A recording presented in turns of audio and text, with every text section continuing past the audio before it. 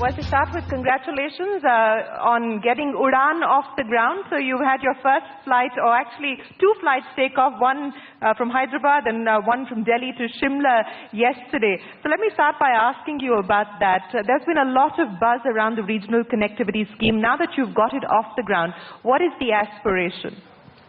The aspiration is really to be able to get another 100 or so airports on the aviation network. Right now, before UDAN, we had 75 operational airports in this country. And in 75 years of civil aviation, we got to 75 airports. The good news is with UDAN, in 1 year, we've added 31 new airports to the aviation network. And that's because we were able to design, thank you. We were able to design a very market-friendly and innovative scheme that made it very attractive for airlines to go into these underserved markets. And I think what is most exciting about UDAN is not just that we have 31 airports in the first round that we've added to the network. We now have 5 regional airlines who have business models and aircraft that is well equipped to be able to get to these smaller airports and keep adding more airports to the network. Now, what we would really like to do is we've added 31 airports in this first round. Eventually, over the next 2 or 3 years, we'd like to be able to add an additional 100 airports to the 75 so that we have 175, 200 airports that are part of our aviation network. And just to give you some numbers, in India, we are the world's 3rd largest aviation market now. We have about 155 million, 160 million passenger trips a year. The US has 900 million passenger trips, and China has about 500 million passenger trips. China has about 250 airports. The US has about 400 airports. We only have 70, a little over 100 right now. So we really need to expand the aviation market, and that's really what we are doing with UDAN. And I can tell you that, whether it's Shimla, or Kanpur, or Surat, or Gwalior, or Ludhiana, Bhatinda, any of these places, when that airplane arrives and we say we are going to provide scheduled services, there is just incredible excitement and enthusiasm for these flight services in these towns, because air connectivity now is absolutely vital for business, for trade, and also for education, as I'm sure all of you will agree. If I were to ask you, and I don't mean to be skeptical, but if I were to ask you about how this is going to be different, the experience itself, because we've had regional airlines fly in this country, the experience hasn't been great. They've all gone belly up. Some, in fact, very recently, in the past 12 months, we've seen 2 cases. What makes you feel confident of the fact that we're not going to see a repeat of the past experience? No, that's a great question, Shireen. And we've obviously spent a lot of time studying what went wrong in the past and what can we learn from the examples of other countries. Today, the US, Canada, Australia, all of them have regional connectivity schemes of one type or the other. And of course, in India in the past, we've had Air Deccan, we've had Vayudut, and so on, where they have tried to do this and they've not been successful at it. So we've learned from all of those lessons. And what we've done, I think, is really 4 important mechanisms we've put in place to ensure that they will be profitable once they open up these smaller airports and run these regional routes. The first thing that we've done is we've massively reduced the cost of flying to these airports. So neither do we have any airport charges, nor do we have any navigation charges for going to these airports. So much so that if you're running an RCS flight, so if you're flying from, let's say, Jamshedpur to Calcutta, which is a RCS route, then even in Calcutta, you are not going to get any airport or navigation charges. So we made these flights very cost effective. Part of what we've done for costs as well is that we've taken ATF taxes, which are typically around 20-25%, and we've reduced them down to 3%. So the cost of running these flights has come down. That's number 1. Number 2, what we've done is that we have said that you will get this route as an exclusive for 3 years. 3 years. So Jamshedpur, Calcutta, which has been won by Air Deccan in this case, will be exclusive to Air Deccan for 3 full years. And that obviously allows them to build up a profitable customer base and so on. So that's number 2. Number three, we've enabled people to bid for a subsidy, the viability gap funding. And ladies and gentlemen, let me add one point here. You'll be very pleased to know, because people that are traveling between the major metros who are funding this from a cross-subsidy point of view, in the first round where we've opened up 31 airports and we've added 13 lakh seats, the total subsidy amount is only 200 crores. We've added 31 airports with only 200 crores of subsidy. That is because we've worked the cost, we've given the exclusivity and so on. So there's the viability gap funding as well, along with the exclusivity. And then finally, the fourth thing that we've done is we sat down and worked with the lessors. If indeed the lessors think it's risky to lease you an ATR 72, the cost of leasing goes up.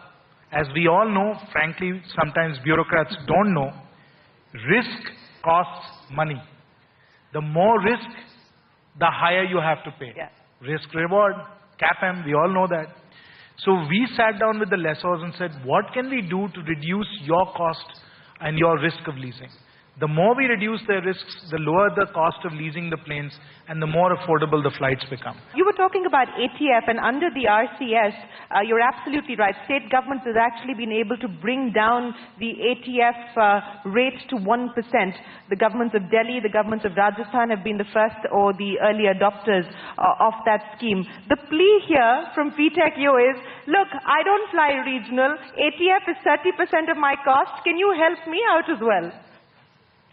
I think I'll have to put on my finance hat from being in the Ministry of Finance and say, no, we can't do that. And of course, there's a revenue loss issue, but there is also an equity issue because we have fairly high excise taxes, soon to be GST taxes and so on petroleum. But it's not under the GST ambit for now. That's right. Petroleum is not for the next 2 years. But we have relatively high excise taxes on petroleum at the state and at the center level. And that is true for trucking as well as it's true for railways as well as it's true for the aviation. So from an equity point of view and from a revenue loss perspective, we do have to be somewhat thoughtful about what we do there. Disappointed? Your plea meeting absolutely no response here from the minister. Optimism is what keeps all of us in the airline business going.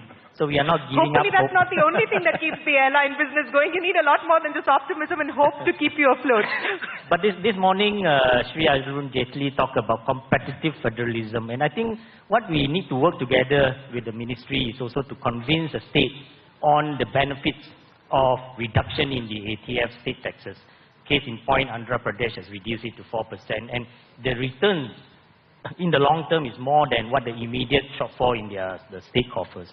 So we are not giving up on that, and CII as chairman of the National Committee Aviation, we are going to call on the 5 states which account for most of the state collection in terms of ATF taxes. Do you feel hopeful? I know that you've been in consultation with states on this for very, very long now. In fact, your predecessor was trying to do this as well.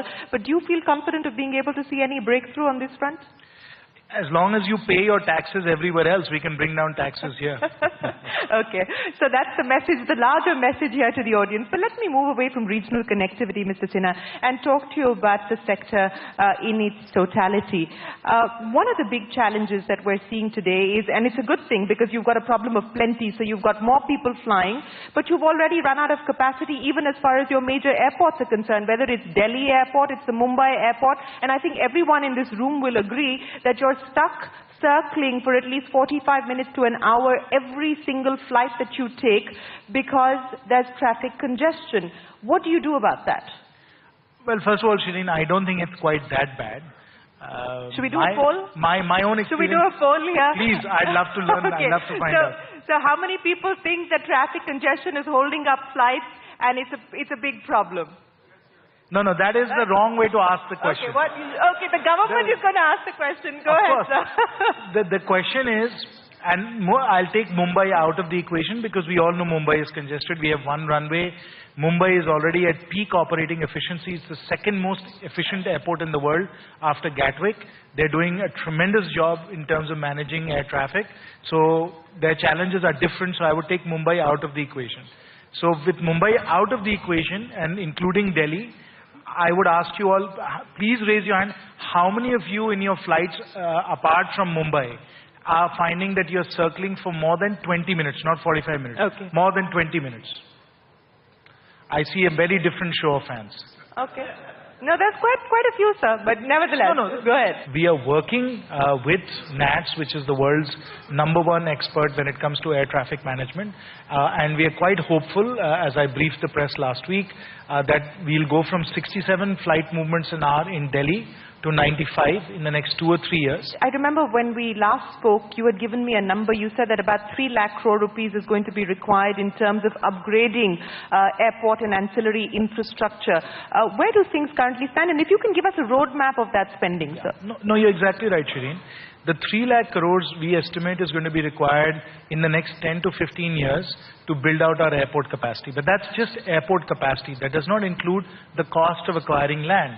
In many cases, for example, in Navi Mumbai, or now as we're looking at Western UP, the cost of land acquisition, particularly with 4x the market value, which is the Land Acquisition Act today, is in many cases more than the cost of building the airport. But since you talked about Navi Mumbai, may I ask you, 2019, sir, is pretty much around the corner. The Navi Mumbai airport is pretty certain not going to be ready by 2019. So what is the new timeline? And I believe that you're now personally sort of trying to ensure that there is forward movement on this front. Can you give us a sense of where things stand? We are all working very hard on Navi Mumbai. It's a complicated situation because the terrain itself is tricky. It's marshy terrain. We have to level 2 hills. We have to dam the river. There are significant resettlement issues. There are 3,900 families still there, so we have to resettle them. There are important connectivity issues. The Mumbai Trans-Harbour link has to be built to be able to provide appropriate connectivity to Navi Mumbai. So it's a very complicated project as a result of that. The environmental clearances are complicated as well, and we are working on those. So looking at all of that, it is going to take us a significant amount of time to resolve those issues and actually get the airport built. And because it's really a national aviation issue, I am taking personal interest. I've had multiple consultations with CITCO, with GVK that has won the bid, and of course with the government of Maharashtra. And we really have to accelerate and expedite this as much as possible, because if Mumbai is congested, the rest of India's aviation network is also congested. So what is the new timeline then, so that you're working towards? Is it 2022? Is it going to take longer than that? What are we realistically talking about? So we are looking at it in phases, and our hope is that sometime in 2020 or so, we will be able to get phase 1 up and running, which would mean 1 runway and 1 terminal.